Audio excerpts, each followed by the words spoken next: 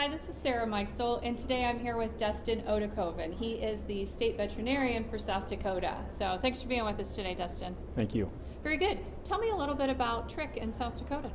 Well, Trichomoniasis is economically important disease of cattle. It is caused by a protozoal parasite that lives in the reproductive tract and is spread through breeding.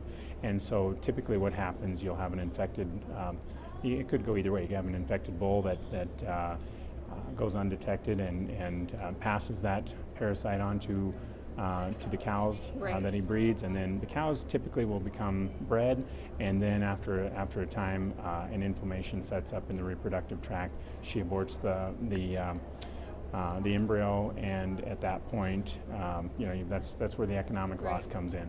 So typically a producer might notice more open cows in their herd than normal if they're preg checking, or they might notice cows coming back into heat again during the reproductive season.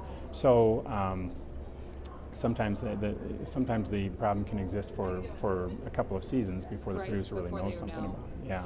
So how are producers using diagnostics to work on this as a problem? Yeah, well, in our state, we ended up with a large number of herds that were affected in about 2005, and overwhelmingly the cattle industry came to the Animal Industry Board, our state animal health agency, and asked for rules to be put in place that would help to control the spread of Trich.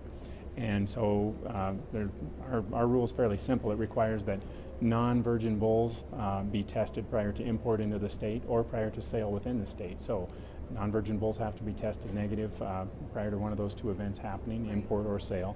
And we also restrict the sale of open cows for breeding purposes, either importing it into the state or selling those cows within the state. So we don't have a good diagnostic test for cows.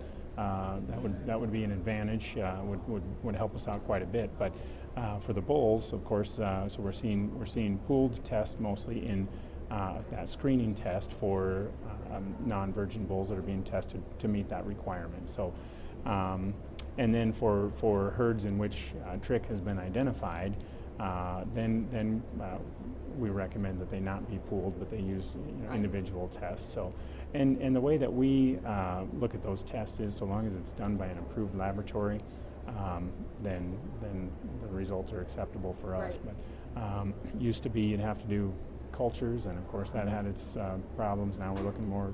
Most all tests that are done now are PCR tests. Right. So the speed, you get the speed of the results, right? Yep, and we have confidence in those results. Right. So, and is diagnostic testing improved or lowered, I guess, your rate of Trich in South Dakota? Well, yeah, diagnostic testing and the regulations. Yeah. What we saw was a dramatic drop that went into following the implementation of our rule.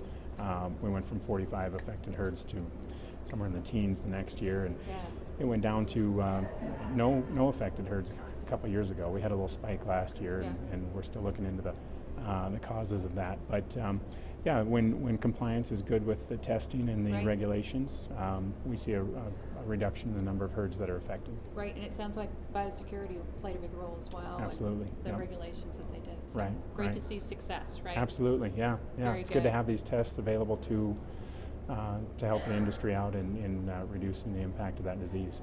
Very good. Well, thanks so much for all the information. Thank you. This is Sarah Meixel reporting.